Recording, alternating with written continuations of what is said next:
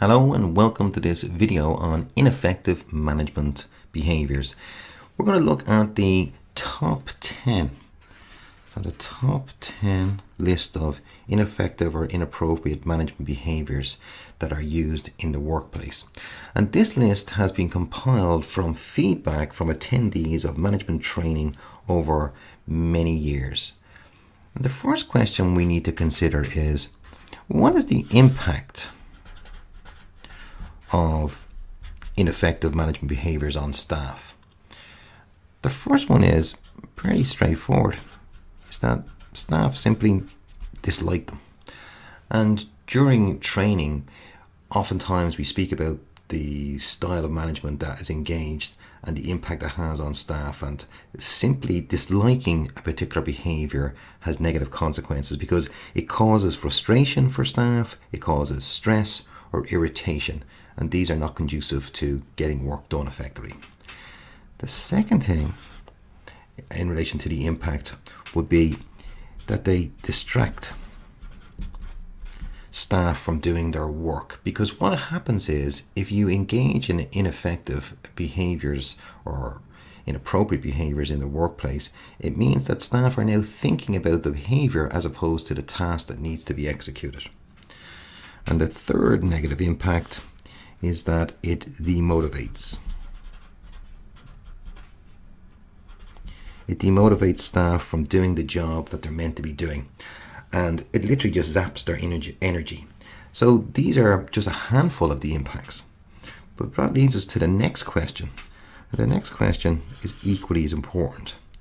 Why do managers engage in ineffective management behaviors? Why would they do such a thing if they have all these negative consequences? Well, interesting enough, the main reason can be is that they are unaware. They literally are not consciously trying to demotivate or distract their own staff from doing work. They are just not aware that this is the impact their behavior is having on their team. The other area, or the other reason why they might engage in ineffective management behaviors can be, is that they just don't care. They're not interested in how staff feel or how they are perceived as managers.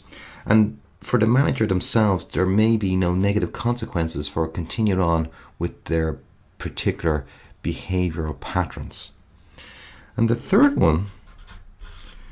reason why, or explanation, can be they're not aware, so they can't see any other alternatives. So no alternatives. So maybe they lack knowledge or experience in how to be more effective as a manager. So it's a curious thing that there are lots of negative consequences and there's lots of reasons why. But let's just have a look then at the list and see what you think. The first one that really irritates staff is this business of being a micromanager. And the problem with being a micromanager is that it makes people feel uncomfortable, it makes people feel stressed, it makes them feel that they're not trusted. So micromanaging is this business of having overbearing oversight concerning the work of team members, and it can have very negative consequences for the workload in an organization or a department. The next one on the list is somebody who is unapproachable. So what does that mean? Well, it means that the manager simply has some type of unpleasant demeanor or negative attitude, and they're really not interested in rocking the boat or interfering with the status quo. So they're not open to being approached, and it makes people literally avoid the manager, and it can also impede information flow, which can have its own negative consequences. The next type of behavior can be they are not impartial. And that means they have favorites or cronies that they get along with better than others, and they treat those people differently. And the consequences of this, it means that cliques will form, it'll have a bit of a them versus us, it creates division, so it's not a very good behavior to engage in. Next one on the list is total task focus. So they have no interest in their staff as people. They just want to get the work done, and their attitude is, you're getting paid to do the job, just get on, do the job effectively. And basically this makes staff feel unappreciated, and it leads to demotivation and other negative consequences in the workplace.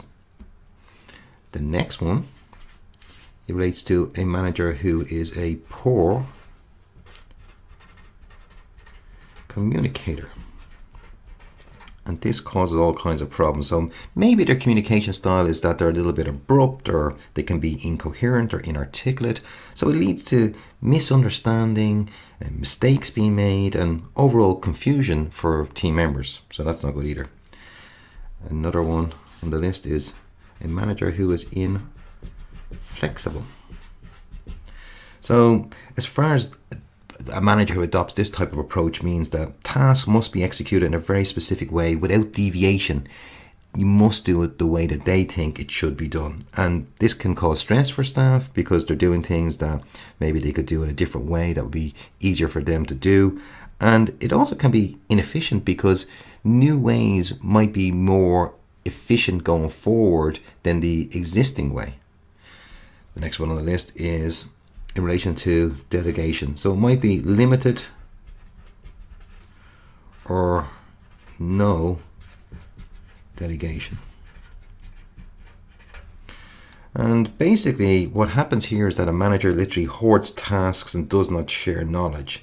And the real negative of this is that it limits capacity of the team, and it damages not only the team but also the manager as well. Number 8 on the list is a manager who has a dismissive attitude. So they're not willing to accept new ideas from team members, and even if those ideas are good, because perhaps the manager feels that they're being undermined and they should have come out with the good ideas. So staff become indifferent in the workplace, and also it means that they're going to stop suggesting new ideas as well, which wouldn't be good. And number 9 on the list is managers who do not listen. So they don't want to hear from team members, so simply they just don't pay attention when they speak. Staff become frustrated and also demotivated, and they engage less and less in communications, which is obviously a negative as well. And then the last item on the list is a manager who has zero empathy. So this type of manager never considers what it's like from the team member's point of view. They're just simply not interested. And this has a negative impact on morale, and it also demotivates.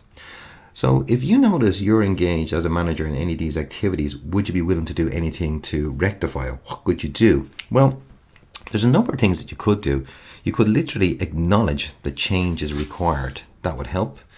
You could start small and implement one change and see how you get on with that. And also you could open up feedback for your staff and see what they would like to change in the workplace.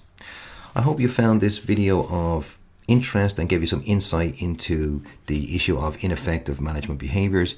If you'd like to see more information concerning skill sets, you could have a look at my website, which is noted here, michaellukecollins.com. Thank you for watching.